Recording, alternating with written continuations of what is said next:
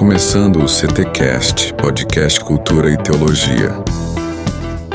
Olá, sejam todos bem-vindos. Estamos começando agora mais um CTcast, podcast Cultura e Teologia. Esse é o episódio número 13. Número 13 é isso. Como nós não somos supersticiosos, número 13 é o nosso episódio.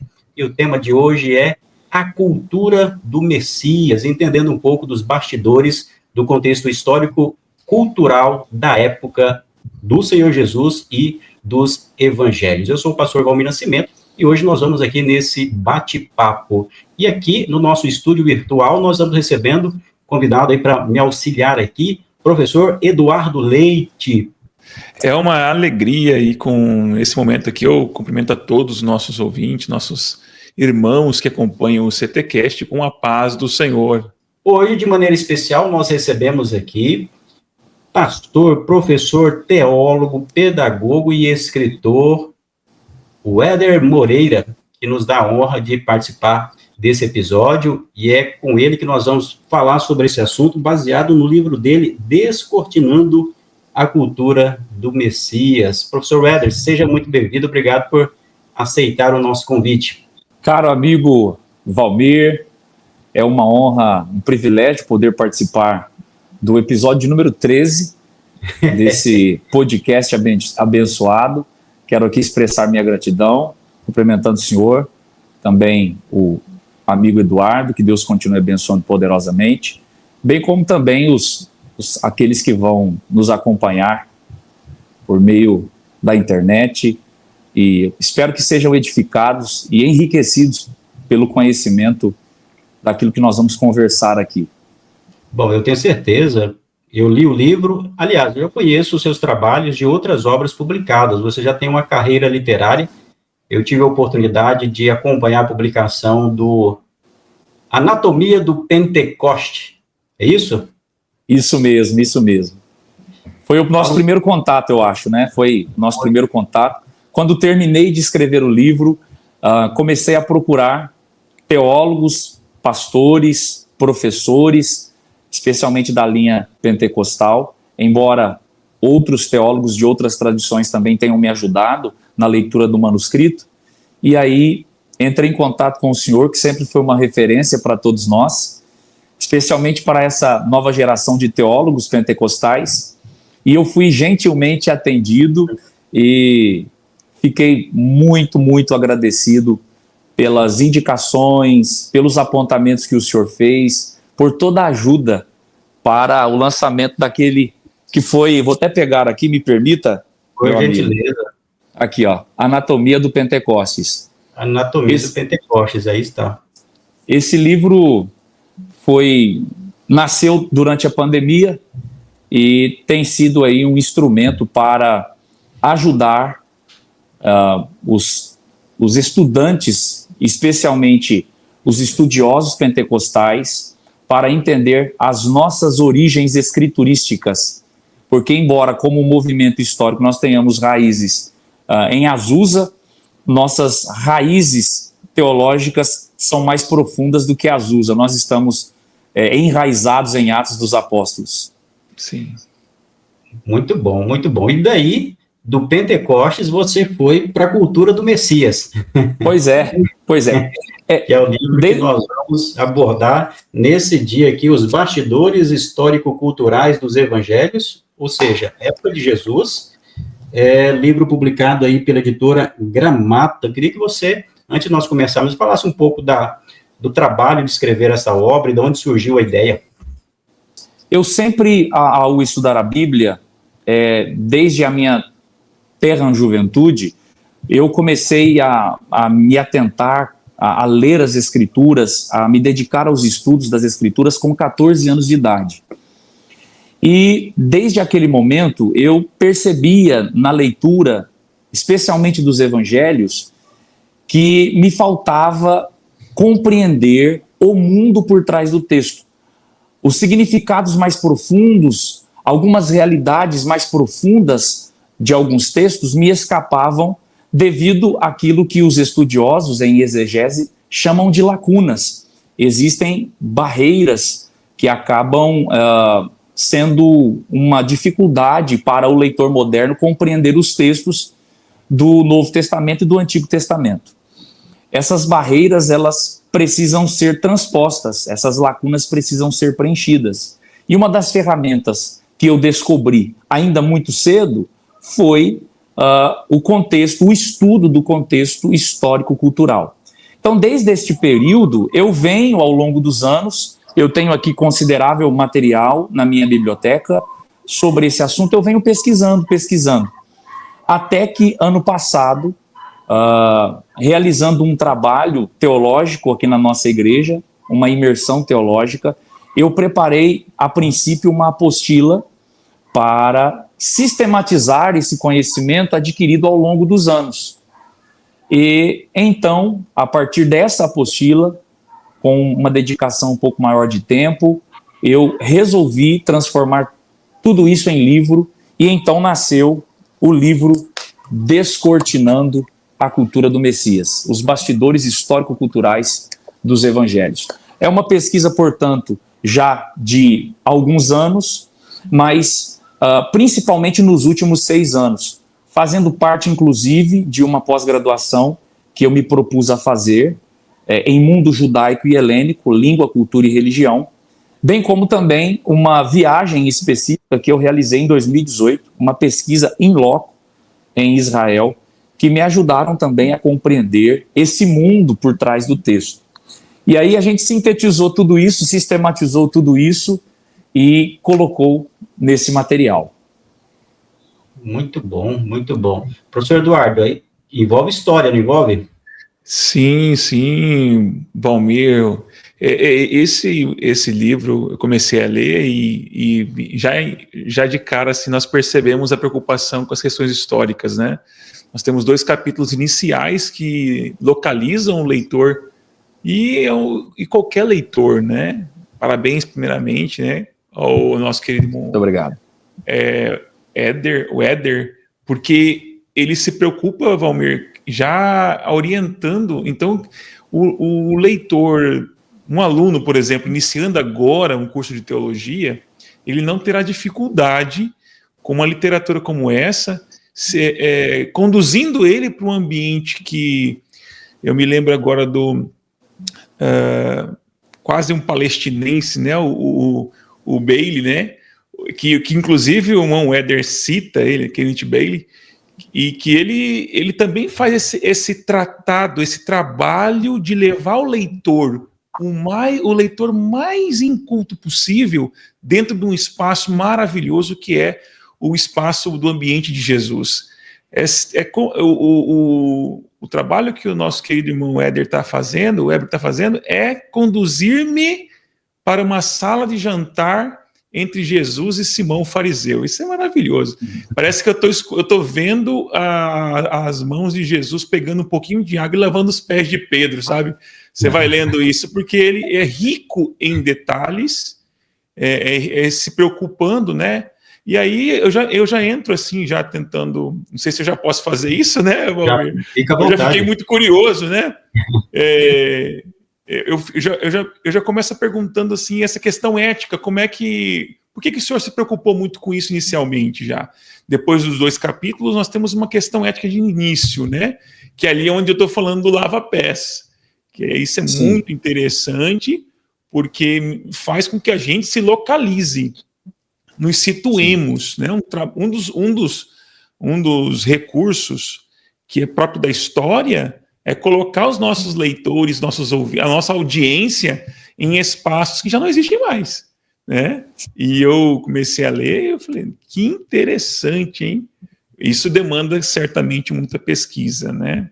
E por que é que isso aparece já no capítulo, nesse 3º capítulo, iniciando já praticamente iniciando a obra, né? Bom, o livro, eu tive a preocupação de primeiro fundamentar, por meio de bibliografia, de uma pesquisa muito séria, uma vez que, infelizmente, essa é uma área em volta de muitos achismos. Até no início do livro eu faço questão de estabelecer mostrando as bases acadêmicas, científicas, para estabelecer as bases a fim de que o leitor possa se situar e entender que ele está lidando com informações que estão abalizadas por meio de pesquisa científica. Quando eu falo de pesquisa científica, eu estou falando da arqueologia, eu estou falando da própria história, eu estou falando das fontes primárias. Então eu fiz questão de estabelecer essas bases a fim de que o leitor trafegue numa caminhada sólida. Até fiz questão de desconstruir algumas falas que são comumente mencionadas em púlpitos, como, por exemplo, a questão do lenço dobrado, que são teorias baseadas naquilo que é puramente um achismo, não tem nenhum fundamento histórico, arqueológico. Mas o lenço que é legal, né? É isso que é bacana a gente ver isso aí. Assunto para outra discussão, mas é uma discussão boa. Exatamente. Uma outra questão também que eu faço questão de enfatizar é justamente uma história que foi propagada, infelizmente propagada, sobre Timeu, o pai de Bartimeu.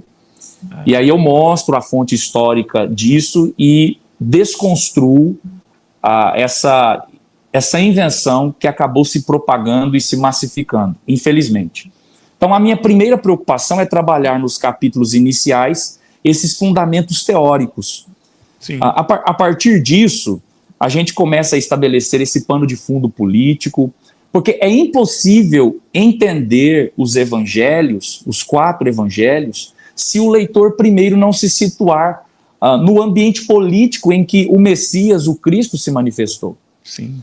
Além disso, no capítulo de número 4, eu falo sobre as questões demográficas, que é o estudo a respeito das populações que habitavam na Palestina do primeiro século.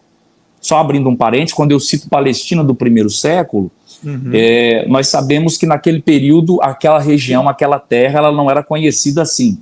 Mas a título de informação para o leitor moderno, o estudante moderno, a gente usa essa expressão Palestina do primeiro século. Depois que a gente faz... Essas questões que o senhor fala nessa parte da ética, do comportamento, que é muito importante, qual que seria, por exemplo, para um nosso leitor mediano, né, que está interessado ali nos evangelhos, em entender, por exemplo, qual desses cenários mais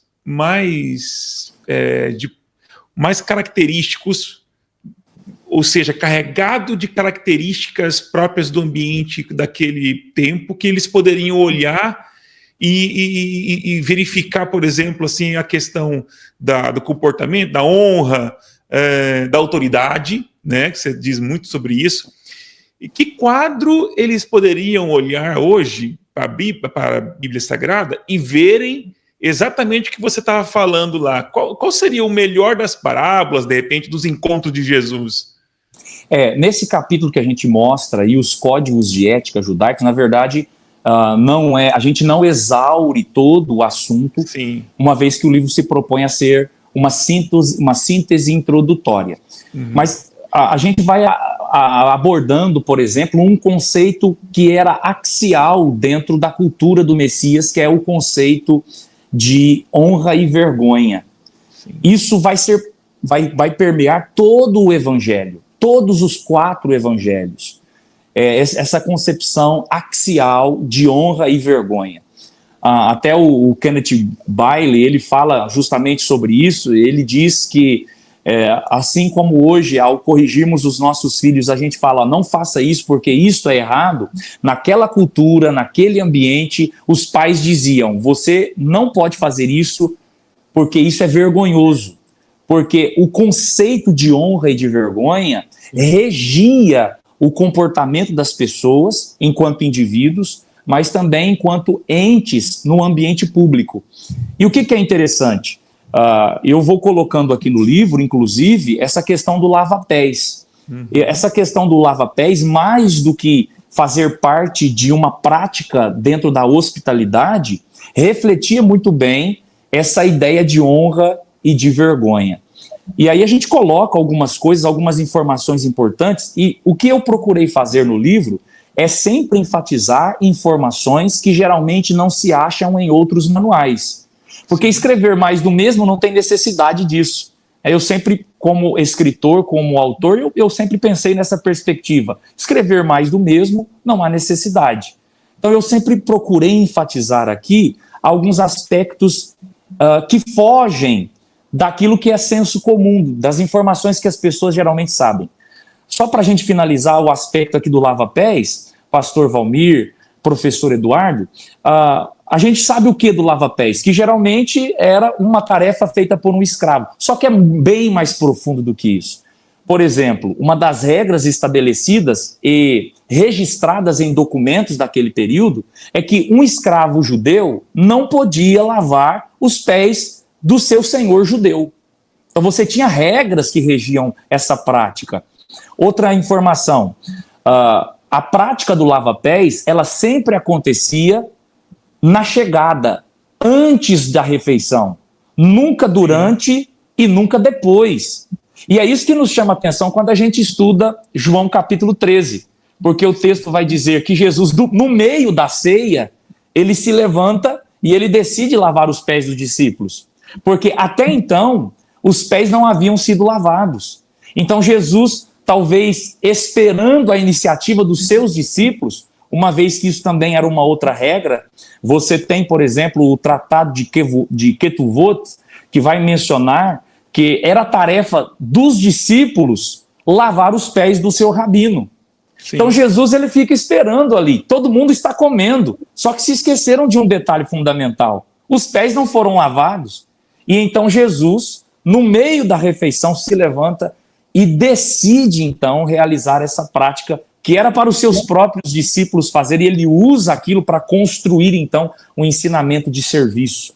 Isso é fantástico. O texto ganha outra claridade a partir do momento que nós compreendemos essas coisas.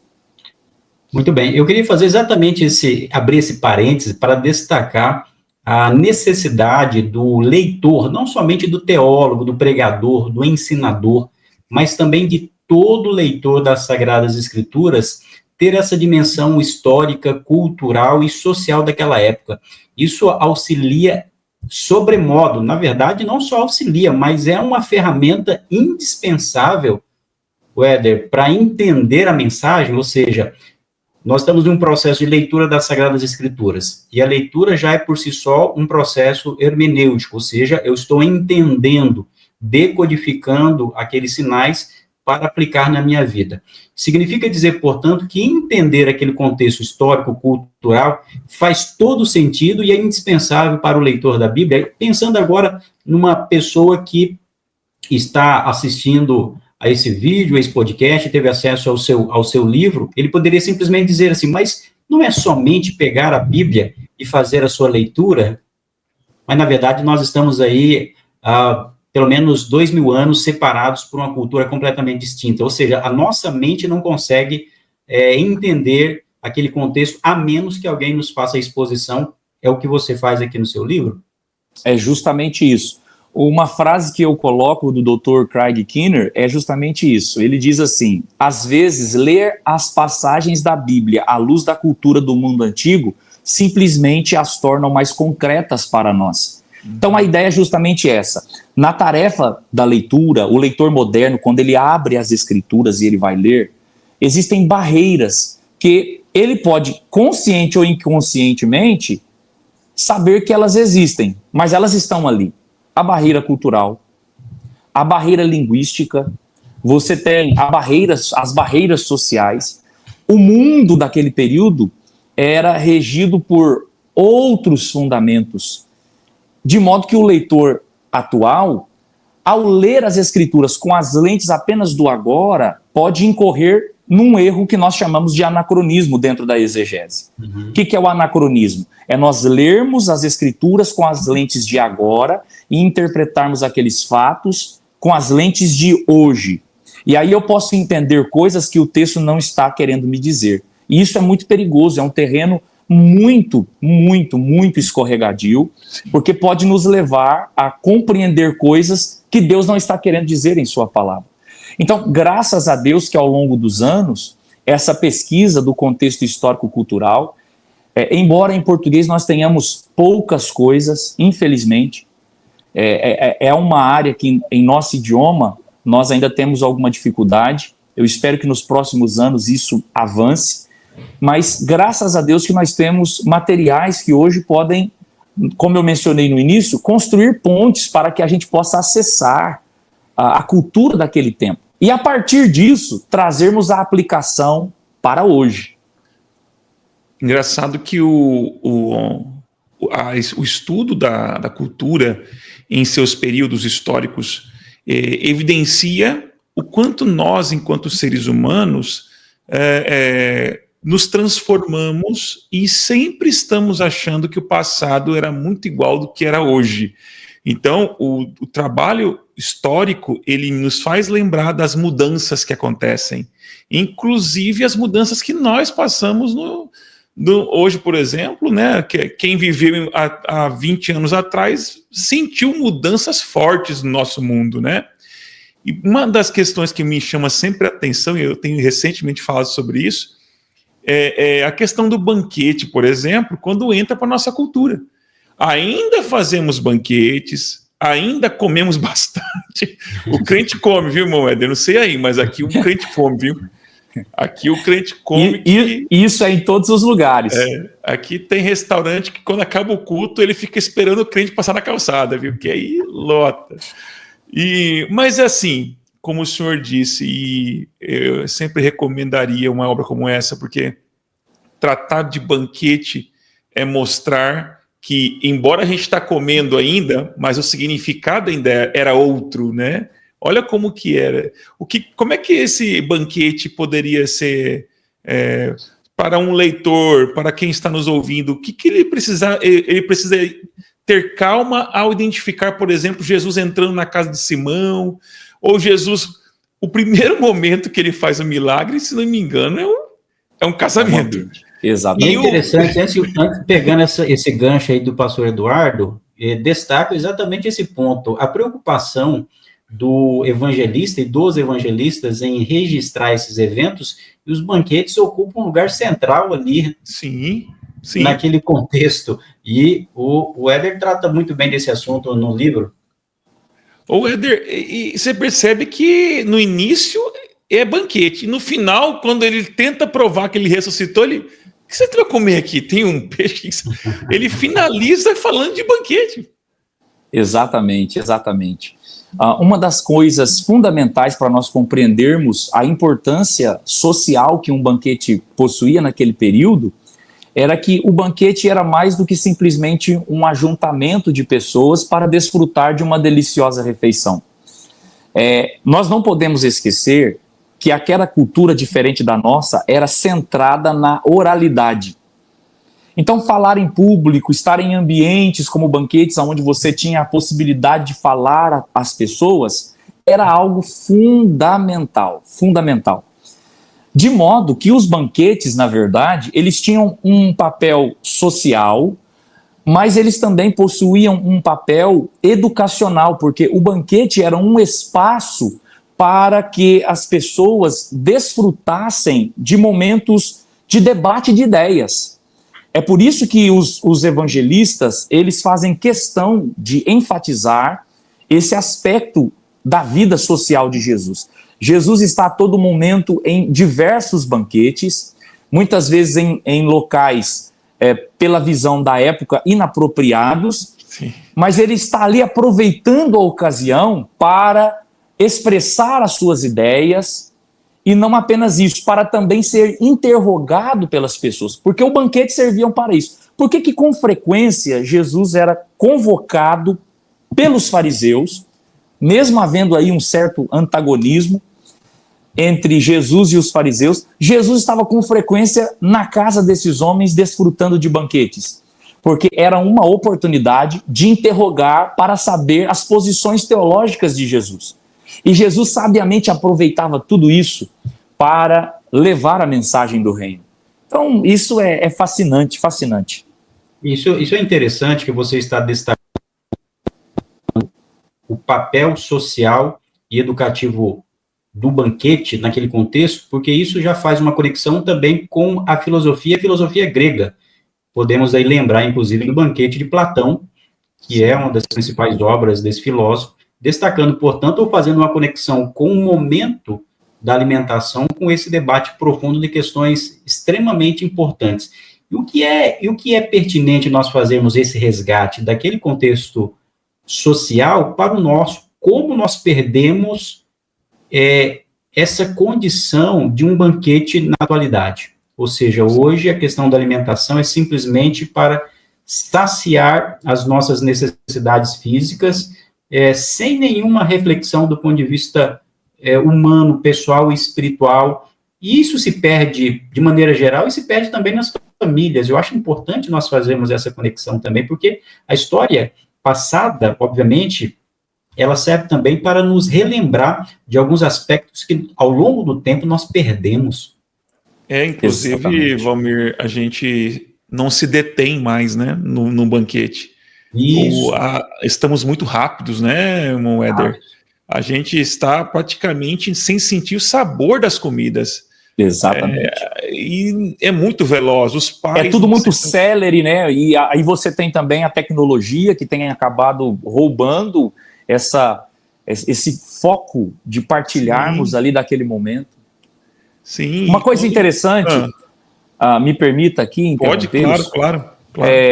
Valmir, Eduardo, uma coisa interessante é que nós, ao longo do tempo, perdemos a capacidade de entender que a mesa revela muita coisa.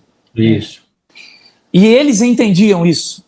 Uhum. Então é por isso que Jesus estava a todo momento sendo convidado, porque eles entendiam que a mesa revelava, aquele momento ali revelava muitas coisas sobre a pessoa e sobre as suas ideias. E aqui é importante dizer que quando nós falamos de mesa, é uma mesa, inclusive, diferente da nossa. Exatamente. A mesa era mais um local que eles tinham ali, naquele contexto, mas era um local que eles utilizavam com frequência para essa discussão, não é, Wellington? Exatamente. As pesquisas arqueológicas, históricas, demonstram que os judeus, a mesa dos judeus era, na verdade, uma espécie de um tapete estendido ao chão, onde eles se reclinavam. Inclusive, a palavra grega, quando fala para se assentar, na verdade, a palavra grega lá é reclinar. Então, as pessoas se reclinavam em volta desse tapete, a comida era colocada ao centro, e os pés ficavam para fora, e o indivíduo, então, reclinado. E é só assim que a gente entende, por exemplo, a mulher pecadora que entra e que vai direto aos pés de Jesus. Alguém pode pensar, ao ler com as lentes atuais, que a mulher entrou debaixo de uma mesa como a nossa e, escondida ali, lavou os pés de Jesus, quando na verdade não. Os pés de Jesus estavam para fora da mesa, ele estava reclinado, essa mulher chega e, muito provavelmente, Jesus, até tomado de surpresa e de susto, ao ver que ali aos seus pés estava uma mulher lavando os seus pés, com lágrimas e enxugando com os seus cabelos. E olha como é relevante nós entendermos isso, esse contexto da época, fazendo referência a esse episódio da ceia, em que Jesus, o evangelista diz que Jesus, tirando as suas vestes, alguém desatento vai pensar, mas Jesus ficou nu. Na verdade, precisa entender a composição do vestiário de um judeu daquela época. Exatamente. Temos essa questão também que é fundamental para nós compreendermos. Num dos capítulos aqui do livro, nós falamos sobre o vestuário de um judeu típico na Palestina. Me permita até mostrar que a gente pegou uma imagem para colocar aí a fim de ilustrar para os leitores. Isso é fundamental também, né? Porque você tem, dentro daquele conceito que a gente falou de honra e vergonha, você tinha algumas atitudes que envolviam inclusive as suas próprias vestimentas que causavam escândalo social. Por exemplo, a Bíblia menciona que o pai do jovem da parábola, o jovem que foi embora, e o filho pródigo, isso. Quando ele retorna, o pai corre na direção dele. Isso é um escândalo social. Sim. Porque há um documento judaico que dizia que homens ricos e influentes jamais podiam correr. E por que não? Por que isso era escandaloso? Porque no ato de correr, ele deveria cingir os lombos, levantar as suas túnicas, e isso mostrava então as suas canelas. E isso era um escândalo social. E o que me chama a atenção é que Jesus constrói isso na parábola do filho pródigo para mostrar um ato escandaloso do pai a fim de demonstrar afeto e amor para aquele filho que estava há tanto tempo distante e agora retorna para o lar. E é interessante também que esse rapaz que saiu, ele, embora tenha nascido num ambiente de muita honra, porque a honra muitas vezes ela era atribuída, era de nascimento, você nascia numa família que já havia construído um papel de honra. É o caso do menino na parábola. Sim. Ele nasceu num ambiente de honra e ele começa a praticar algumas coisas desonrosas e escandalosas. O abandono da casa, o pedido de herança a respeito com o pai vivo, né? Com o pai vivo. Exatamente. Olha. Agora, o que Jesus sabiamente constrói nessa parábola? Ele constrói sabiamente que o pai comete, entre aspas, um escândalo maior, suplantando os escândalos cometidos pelo filho. E ninguém mais do que o próprio apóstolo Paulo captou a essência dessa mensagem. Porque ele vai dizer que aonde abundou o pecado, superabundou a graça de Deus. Então é como se o pai na parábola quisesse suplantar e falar assim, eu vou fazer algo que vai suplantar aquilo que o meu filho fez de errado. E eu chamo a atenção para mim. E é o escândalo da cruz. É o escândalo da cruz. Foi isso que Jesus fez. Ele, quando Deus, o Pai, enviou o seu filho Jesus para morrer numa cruz, a morte mais horrenda e terrível, a mais temível do mundo romano, foi um grande escândalo. Mas então, esse escândalo tinha um propósito redentor. Sem perder essa parábola, para a gente entender aqui, olha quanto é importante para você pegar essa mensagem. Olha só. Então, se eu não sei que é um escândalo ele correr, eu passo batido. É mais alguém correndo na Bíblia. Se eu não entendo esses significados do correr, que são pequenas palavras que são colocadas entre vírgulas, às vezes 1 ou 2 versículos pausados para fazer esses tipos de indicações, e a gente parece que não percebe e passa correndo. E ao final das contas nós temos o quê? Um banquete. Acabou ali o pai correndo. Ó, eu quero um banquete. Tem de novo um banquete. E as três parábolas, que na verdade é uma parábola, né? No capítulo 15 de Lucas, as três acabam em banquetes. Em banquetes, cara. As Impressionante. Três. O crente não está errado não, irmão Éder. O crente não.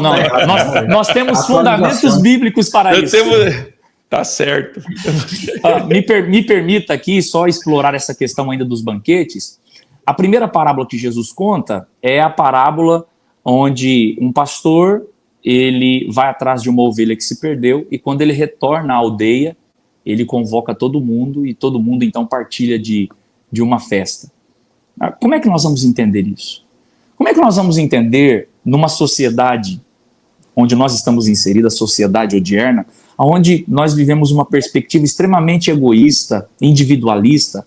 Como é que nós vamos entender essa mentalidade? Ali nós temos alguns estudiosos, e eu também acredito nisso, que o contexto ali seja o contexto de um rebanho comunitário. Qual era a ideia do rebanho comunitário? Eu tinha 30 ovelhas, o Valmir tinha mais 30 e você tinha mais 50. A gente reunia essas ovelhas num único aprisco, contratávamos um pastor e nós dividíamos então as dificuldades financeiras as despesas, exatamente. Então, quando essa única ovelha se perde e o pastor vai atrás, quando ele retorna com ela, na verdade não é um ganho só meu, é um ganho de todos nós. É por isso que ao final da parábola, Jesus faz questão de construir a ideia de que todo mundo se alegrou, porque na verdade, o reino de Deus, ele funciona assim, a vitória de um é a vitória de todos. E era isso que os fariseus e os saduceus, os religiosos, não estavam compreendendo. Os pecadores sendo salvos por meio da ação graciosa de Jesus, e eles então querendo prejudicar o trabalho de Jesus, e Jesus menciona com essa parábola que eles não haviam entendido. O ganho era do reino de Deus, e eles não estavam entendendo essa realidade. Sim, E claro. é importante, então, nós destacarmos que esse resgate histórico envolve esses fenômenos sociais, culturais, mas também a própria interpretação dos fenômenos naturais também, velho. É Fala isso um pouco mesmo. sobre isso aí. É isso mesmo. Tempestade, trovão, fantasma, como que eles Terremoto. enxergavam naquele contexto lá? Na verdade, desde os primórdios, o ser humano interpretou que determinados fenômenos da natureza eram meios de comunicação divina. Tem um estudioso que é especialista nessa parte, especialmente no Oriente Próximo, que é o John Walton, que ele trabalha essa questão e ele mostra que no Antigo Oriente Próximo, as pessoas acreditavam que os deuses, eles se manifestavam por meio dessas forças do mundo natural. Então, essa herança vem desde os primórdios. Quando nós chegamos nos evangelhos, a gente percebe, por exemplo, Lucas usando essas ferramentas, Mateus usando essas ferramentas. Mateus capítulo 2, versículo 2, por exemplo. O texto começa dizendo que os magos viram uma estrela no Oriente e eles então vão até Jerusalém procurando quem é esse rei que nasceu. Se nós não entendermos o pano de fundo histórico e cultural disso, nós não vamos compreender o que está acontecendo nessa passagem. Nós vamos deixar escapar um entendimento glorioso para nós. Quando a gente fala desses sinais nos céus, como mencionados em Mateus capítulo 2, sinais de estrelas, o aparecimento de estrelas, de cometas, geralmente isso era interpretado como o surgimento de um novo poder político. É por isso que os magos do Oriente associaram essa realidade. Então, o que eles associaram? O surgimento dessa estrela significa o aparecimento de um novo poder político. E isso desespera, inclusive, o Herodes. Por que ele quer matar as crianças de 2 anos para baixo em Belém? Justamente por se sentir ameaçado. Ora, se nascer um novo poder político, isso significa que o meu está ameaçado. Então, esses sinais, eles tinham uma interpretação da época. A gente aborda aqui no livro, por exemplo, a tempestade. Jesus, ele, em seu ministério, vai ser, com alguma frequência, mencionado, juntamente com os seus discípulos, enfrentando tempestades. A passagem de Mateus, no capítulo 14, a passagem de Marcos, no capítulo 4, também menciona essa realidade. E é interessante que uma das concepções judaicas, interpretando esses fenômenos da natureza, era de que por trás das tempestades estavam forças que atuavam, que regiam, muitas vezes forças malignas. E é justamente isso que parece que Marcos deseja nos informar, porque no capítulo 4, versículo 35 a 41, ele vai usar expressões onde Jesus diz, cate. O texto diz, ele repreendeu, que na narrativa marcana são expressões que ele usa para Jesus operando exorcismos, Jesus repreendendo as forças malignas. Então a ideia ali é mostrar que por trás daquela tempestade estavam forças diabólicas que nós, pelo contexto, entendemos que era uma tentativa maligna de impedir Jesus de chegar em Gadara. E Jesus foi o único dentro do barco que discerniu isso. Irmão Éder, é correto a gente olhar para essas narrativas dos evangelhos de tanto, em especial Jesus, né? Lidando com os fenômenos na natureza e controlando eles, né? Dizendo para a tempestade, calma-te, aquieta-te, o vento, etc. Como também um indicador de sua messianidade, uma vez que também lá no Antigo Testamento nós temos exemplos dos profetas em especial, lidando com fenômenos na natureza e também os controlando e também, de certa forma, dialogando bem. Me parece que quando Deus vai falar com Elias, ele também aparece, também existe uma série de fenômenos que vão, né, aparecendo para depois aparecer Deus. E aí nós temos, por exemplo, corvos que alimentam Elias. Então parece que a natureza está se organizando em torno daquele. E logo depois de Jesus e dos apóstolos, também haverá, na hora de pintar e representar os pais da igreja, eles geralmente no meio de leões, animais selvagens, ambientes inóspitos, assim, para poder mostrar que eles também estão no meio de uma natureza hostil, né? Então seria esse o caso de quando os evangelhos estão mostrando esses fenômenos aí, apontando para esse sobrenatural que não é igual hoje, né?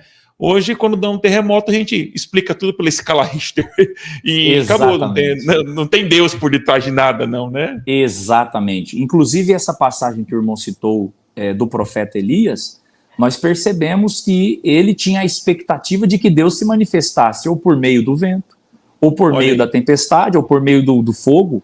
Então, ele tinha essa expectativa. Deus, ele se comunicava por meio desses fenômenos da natureza. Quando ele fala com Jó, no meio de um redemoinho. Olha aí. Então, você tem essa construção. O irmão também citou aí das provas messiânicas. De fato, Marcos e Mateus, especialmente no capítulo 14, quando Jesus vem andando sobre as águas, é uma das características de Mateus usar paralelos veterotestamentários para comprovar a messianidade de Jesus. Uma vez que no Antigo Testamento, no Salmo 77, verso 19, o único ser que anda sobre as águas é Yahvé, é Deus. Então quem é esse que agora está andando sobre as águas? É uma indicativa de que Jesus era a revelação gloriosa, a encarnação desse Deus glorioso que se manifestou para nós seres humanos. Interessante também, você tem o episódio das trevas, né, quando Jesus está sendo crucificado. Olha aí, verdade. A Bíblia diz que tudo se torna trevas, e é tão interessante que o escurecimento do sol, ele era compreendido como trazendo uma mensagem divina de juízo. Quando você percebe isso, os antigos estavam familiarizados. Por exemplo, o Suetônio, que foi um historiador, quando ele escreve o livro A Vida dos Césares, ele menciona que na morte de Júlio César, um cometa brilhou por 7 dias. Então era um costume associar fatos da natureza para mostrar a importância daquele indivíduo que estava morrendo. Então, quando houve trevas, no momento em que Jesus estava entregando o seu espírito, na verdade, era o próprio Deus testificando que não estava morrendo qualquer homem. Não estava morrendo qualquer um. Essa é uma forma de dizer isso, então. O fenômeno da natureza é uma forma. Quer dizer que se hoje Deus quiser falar algo análogo a isso, não utilizaria-se desse fenômeno, né? Dessa linguagem. Dessa linguagem. Olha que importante a gente saber disso. Exatamente. Senão isso passa batido. É mais um terremoto. É mais um vento, é mais um... E o terremoto, pastor Valmir, me permita, ele estava associado à chegada da presença divina. Então, quando você vê terremotos, por exemplo, aquele texto de Atos 4, 31, e moveu-se o lugar. A palavra ali, saleu, a palavra grega saleu, é terremoto, é o mesmo termo usado por Lucas em Atos 16 para falar quando houve o terremoto na prisão, quando Paulo e Silas estavam aprisionados em Filipos. O que é interessante ali? Por que moveu-se o lugar? Era a linguagem de Deus para a igreja primitiva, como que dizendo, estou com vocês, minha presença está com vocês, estou junto de vocês. É ótimo. Isso mostra, portanto, diversos exemplos aqui, como é fundamental, é crucial o leitor da Bíblia ter esse contexto social, histórico, cultural e político também da época em que os evangelhos foram escritos, porque senão nós vamos ter uma interpretação completamente distorcida das Sagradas Escrituras. E dentre vários pontos que nós temos abordado, e você aborda aí no seu livro, na verdade, nós temos até a questão política, né, em que Israel estava passando ali, você aborda questões que vão, por exemplo, olha a sua necessidade de entender como era regido um casamento, cerimônias de velório, de morte naquele contexto. Se nós não tivermos uma dimensão do que era o significado naquele contexto, nós teremos sérios problemas para fazer aplicações hoje. Aliás, e às vezes se fazem aplicações completamente diferentes do sentido original. Ou seja, pode gerar, inclusive, heresias. Exatamente. Sim. E por que, talvez o espectador aí, o internauta que nos acompanha, ele esteja se perguntando, mas por que então que os escritores sagrados, eles não colocaram essas informações? Porque eles pressupunham que os seus leitores primários já compreendiam isso. Eles estavam situados. Então não havia necessidade de se explicar, por exemplo, em João capítulo 11, João não tinha necessidade de explicar, quando ele diz no capítulo 11 de João, que Jesus, diante da porta do sepulcro, diante da pedra, quando ele grita, Lázaro, sai para fora, e Lázaro sai todo enfaixado, e Jesus olha e diz assim, desenfaixai-o e deixai-o ir. Para quem Jesus está dando essa informação, o texto não menciona. Por que João não escreve isso? Porque ele pressupunha que os seus leitores primários tinham conhecimento dos ritos judaicos, dos ritos de purificação judaicos. Então, de modo que só havia uma classe de pessoas ali, dentre todas que presenciavam a ressurreição de Lázaro, que podiam, dentro dos ritos de purificação, desenfaixar o Lázaro que havia sido ressuscitado. E isso clareia o texto para nós, isso explica para nós a quem Jesus está direcionando essa ordem. E aí nós podemos pegar essa simples informação que muitas vezes passa batido e trazer para nós uma mensagem de aplicação poderosa para o nosso tempo. Perfeito.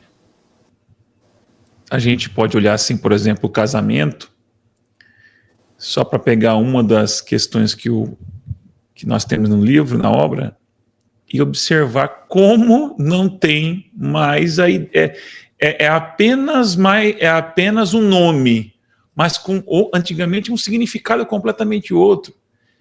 Veja o casamento, quantas implicações econômicas envolve um casamento naquele período, quantos contratos que envolviam famílias e famílias e linhagens, a importância de um casamento, e por que isso era tão importante, e o divórcio entraria no mesmo caminho, e uma série de outras questões vai puxando a outra, e o casamento não une apenas corpos, nós temos a questão do religioso que se envolve, por exemplo, política, né? Hoje nós estamos quase querendo, o tempo todo falando, nós não somos laicistas, nós somos laicos, não laicista. Quer dizer, no mundo antigo não existe diferença entre espiritual e o sobrenatural e o que se come no dia a dia e o que se anda, né? E aí uma obra como essa, nos mostrando os significados culturais, nos ajuda demais a entender o texto, não só o texto sagrado, mas nos alertar contra certas heresias, como disse o Valmir. Heresias que ainda estão presentes, ainda por erros interpretativos, viu? Erros graves sobre o conceito de pecado, por exemplo, né? O conceito de justiça, o conceito, as relações familiares, né? Quando a Bíblia fala das relações familiares, o que é comunhão, o que é comunhão? Hoje a pessoa, irmão Éder, está querendo tomar pão e vinho, ele só quer tomar pão e suco, ele não quer ter comunhão. E o que seria essa comunhão naquele contexto? Não certamente que não tem a ver com comer um pedacinho de pão e tomar um suco de uva, né? Exatamente. Você tinha ali um conceito muito bem estabelecido que regia, inclusive, a mentalidade judaica. O assentar na mesa e desfrutar de uma refeição significava comunhão, a aliança, aquilo que os escritores sagrados, tomando inclusive do mundo filosófico, a palavra koinonia, a expressão grega, quando você estuda a expressão grega koinonia, você, ao fazer uma investigação dela e o uso dela, dessa expressão no grego clássico, você descobre que essa expressão ela era usada para se referir a um laço fraterno, a um estabelecimento de ideias fraternas, que eu coloco no livro aqui, que é uma relação tão profunda que ela se torna quase familiar. Os estudiosos, eles trabalham essa questão da comunhão, chamando isso por uma expressão técnica, que é o parentesco fictício. Os laços eram tão fortes, que ali se estabelecia a ideia de uma família. E da mesma forma que se cuidava e se zelava pela família de sangue, esses laços de comunhão se estabeleciam tão firmemente que aquilo se tornava um laço de parentesco fictício. É por isso que Jesus, ele vai dizer, olha, eu sou tão amigo de vocês que a maior prova disso é que eu vou morrer por vocês. Não chamarei mais de amigos, mas de irmãos, né? Exatamente isso. Aí passa o Senhor, meu irmão, a gente fala isso, a gente nem sabe de onde está vindo isso. Exatamente, da ideia, do quão profundo isso era. Olha só. O apóstolo Paulo disse, né? Chorai com os que choram e alegrai-vos com os que se alegram. O contexto ali é esse ambiente de comunhão, é nós agirmos como uma família, que embora não seja de sangue, tem laços profundos espirituais. Uhum. E isso é bem mais profundo do que a superficialidade que nós encaramos hoje de comunhão. Sim. Sabe, Weder, vendo tantas coisas, tantas informações que nós extraímos desse contexto da época dos evangelhos para a atualidade, alguém pode perguntar assim, mas o evangelho, ele não é acima da cultura? Ele não é supracultural? Por que eu preciso entender a cultura para entender o evangelho hoje? Alguém pode fazer essa pergunta.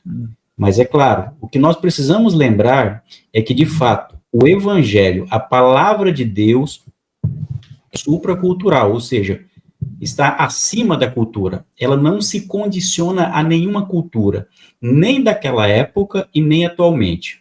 Agora, o que precisamos destacar, e o seu livro reforça isso, é que é necessário entendermos o contexto em que a Bíblia foi escrita.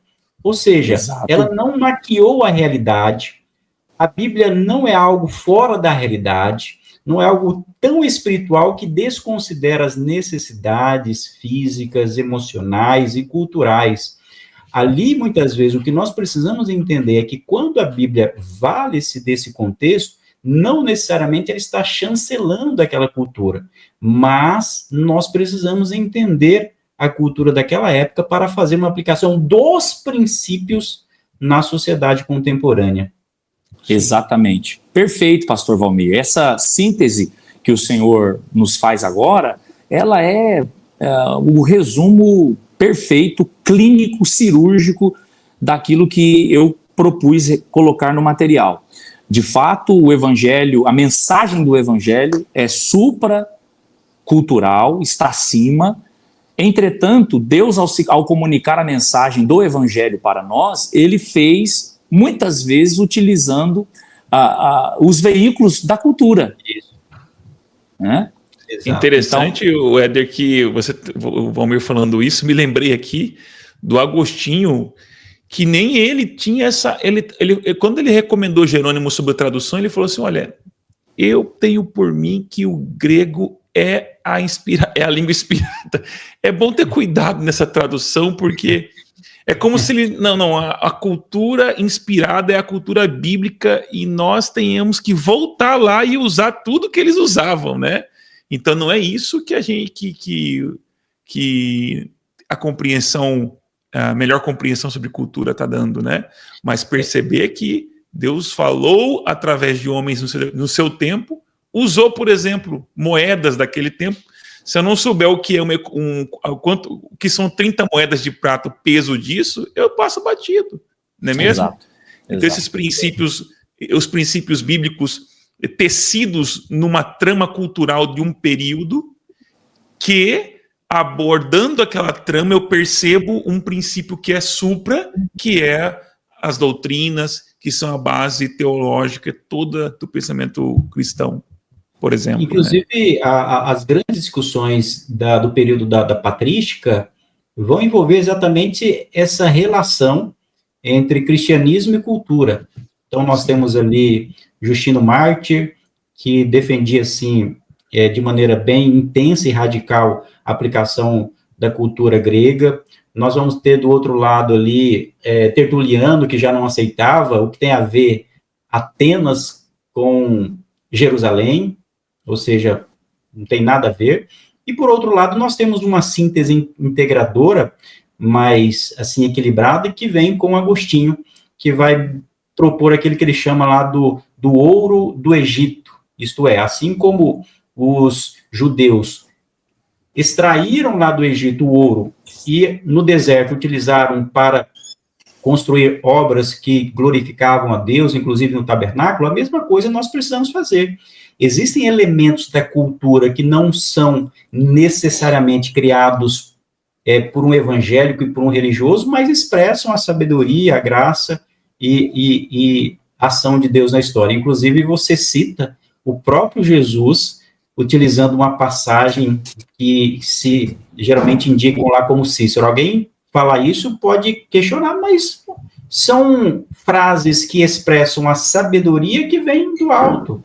Ou seja, Sim. São sementes da verdade, como diria Justino Mártir, que Deus espalhou por todas as culturas. E daí, é claro, o nosso papel é fazer a crítica quando a cultura, ela confronta ou está contrária ao evangelho.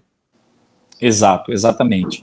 E é interessante a gente observar por essa perspectiva, e até isso contribui muito para o meu próprio pensamento que vocês estão falando aqui, porque de fato agrega muito. E só para sintetizar, alguém sabiamente disse que a verdade é verdade de Deus até na boca de um ateu. Exato. É graça comum, né, irmão? É a graça comum, Exatamente. né, irmão? Exatamente. Mas é verdade, isso mesmo. É isso mesmo. Muito bem, olha, bastante informação até agora, nós já vamos caminhando para o encerramento, mas antes de finalizarmos aqui, eu queria que você apresentasse assim, um panorama assim, geral sobre a questão das profissões, porque tem trabalho também na Bíblia ali, né? Até Jesus tinha uma profissão. Exatamente. Primeiro eu gostaria de enfatizar que havia já na Palestina do primeiro século uma infinidade de profissões. Sim. Entretanto, no livro a gente destaca apenas 3 que eu conectei com alguns relatos que aparecem. Então nós temos primeiro a profissão de pescadores, cuja profissão era de Pedro, André. Segundo alguns estudiosos, dos 12 discípulos, 7 eram pescadores. Então, mais do que a maioria possuíam essa profissão. Há um anacronismo quando a gente fala de pescadores, porque a gente acaba lendo lá e interpretando com as lentes de agora, pela perspectiva de agora, e a gente pensa que essa profissão era uma profissão desvalorizada, não rentável, e isso não é uma realidade. No livro a gente explora isso com um pouco mais de detalhes, mostrando que dentro do cenário, dentro da pirâmide social e econômica, a profissão de pescador era, digamos, pertencente a uma classe média. Numa sociedade onde quase 90% era formada de camponeses, você tem ali uma minoria que tinha uma vida um pouco melhor. É só assim que a gente entende Lucas capítulo 5, o último versículo, quando o texto diz, lá se eu não me engano acho que é o versículo 10 ou 11, quando o texto diz que depois da pesca maravilhosa, os discípulos deixaram tudo e o seguiram. Alguém, ao interpretar a profissão de pescador como pelas lentes de agora, podem pensar, mas o que eles deixaram para trás? Na verdade, eles estavam deixando muitas coisas, uma vida consideravelmente confortável em relação aos demais membros da sociedade. Então, era uma profissão rentável. Sim. Os discípulos abriram mão, os pescadores abriram mão de algo, não era algo qualquer. É por isso que Pedro vai dizer, lá no episódio do Jovem Rico, Senhor, e nós deixamos muita coisa, o que nós vamos ganhar com isso? E Jesus, então, responde, Pedro, a profissão de pescador é muito interessante, vale a pena explorar esse assunto aí. A segunda profissão era de pastor, que do Antigo Testamento para o Novo, houve uma mudança a respeito da concepção, da importância dessa profissão. No Novo Testamento, no período de Jesus, a profissão de pescador era uma profissão extremamente desvalorizada. Aquele livro do Jeremias, ele explora bastante essa questão, falando sobre como alguns documentos judaicos comprovam que os religiosos de Israel consideravam a profissão de pastor como uma profissão impura. Uhum. Então, isso é interessante também. Por fim, eu falo aí sobre a profissão de médico, onde vai aparecer a profissão de médico em Marcos capítulo 5, no episódio daquela mulher que padecia, diz o texto, nas mãos dos médicos, antes indo de mal a pior. Ela gastou tudo e as coisas só pioraram. E aí a gente entende, nós não podemos pensar que a profissão de médico naquele período era como hoje. Na verdade, a profissão médica ela estava envolta, na verdade, em muitos misticismos. Era mais uma questão mágica do que propriamente uma ciência como é hoje. Hoje a medicina é uma ciência muito bem fundamentada. Naquele período, não.